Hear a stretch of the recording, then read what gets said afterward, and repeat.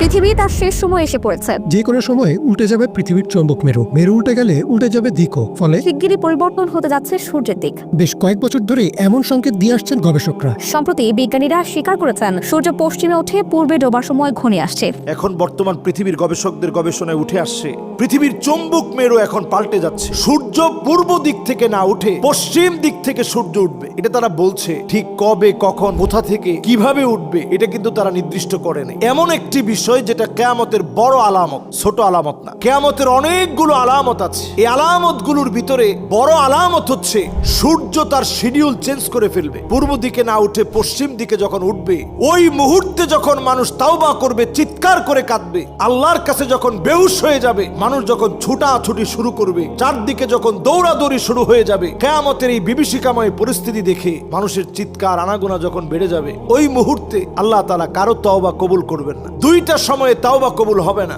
এর মধ্যে একটা সময় হচ্ছে তখন সূর্য যখন পশ্চিম দিক থেকে উঠবে, মানুষ দেখা মাত্রই আল্লাহর কাছে তওবা করবে যে আল্লাহ বড় ভুল হয়ে গেছে, বড় মুসিবতের মধ্যে পড়ে গেছি, এই তো মনে হয় কিয়ামত চলে আসতেছে। সেই মুহূর্তে যখন তাওবা করবে আল্লাহ পাক তখন তাওবা কবুল করবে না। তাইলে তাওবা কবুল করবে কখন? উত্তর হচ্ছে এখনই আপনি তাওবা করেন। দুই সময়ে তাওবা কবুল হবে না।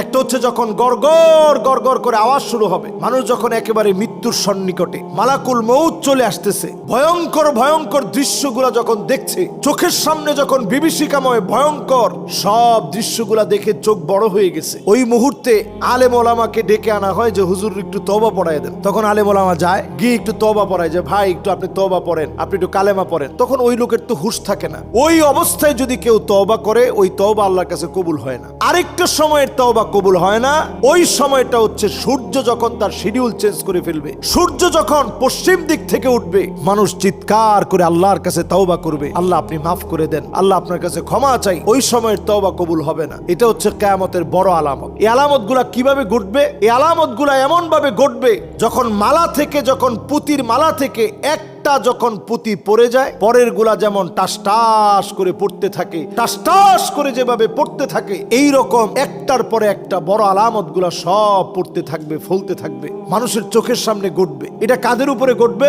কোন একজন ইমানদারের উপরে এই দৃশ্য ঘটবে না। ইমানদাররা ততক্ষণ থাকবে ঈসা আলাইহিস সালাতু ওয়াস সালামের সময়ে, যখন আল্লাহ রাব্বুল আলামিন পূর্ণরূপে বিজয় দিয়ে দিবেন।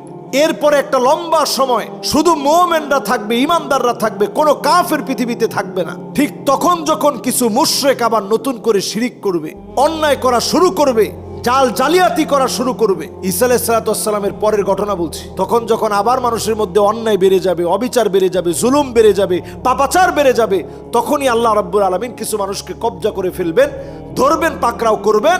এদের উপরেই কিয়ামতের বড় বড় আলামত একটার পর একটা ঘটবে। এই আলামতগুলো দেখে মানুষ চিৎকার করে কাঁদবে, মানুষ কুল কিনারা খুঁজে পাবে না। এটা হচ্ছে একেবারে শেষ সময়ের আলামতের কথা বলছি। এবং এমন অবস্থা হবে, আকাশ থেকে তারকাগুলো একটার পর একটা পড়বে, সমুদ্র তার ভিতরের আগুনগুলা সব বের করে দিবে। ওই বিভীষিকাময় পরিস্থিতি দেখে মানুষজন কালেমার দিকে দৌড়াবে যে আমি কালেমা পড়তে চাই, এখনই ক্ষমা চাইতে চাই, এখনই তওবা করতে চাই। তখন মানুষ তওবা করবে না। আজকের গবেষণা যত বাড়ছে, বিজ্ঞান যত উৎকর্ষ সাধন করবে, বিজ্ঞান যত উৎকর্ষ সাধন করতে করতে যত বেশি অর্জন করবে, তত বেশি মানুষ এই কিয়ামতের সত্যতার পাশাপাশি তত বেশি মানুষ বুঝবে যে দুনিয়ার সময় কমে যাচ্ছে।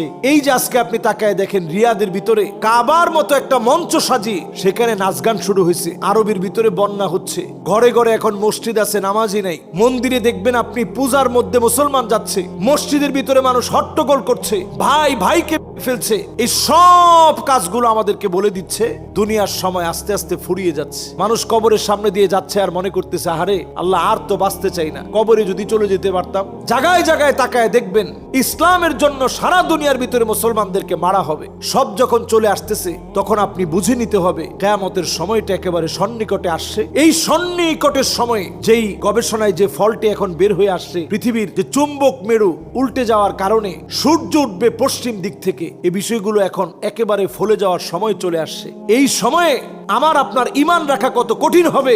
হাতের ভিতরে জ্বলন্ত একটা আগুন রাখা যেমন কঠিন, ঈমান রাখাটা এমন কঠিন হয়ে যাবে।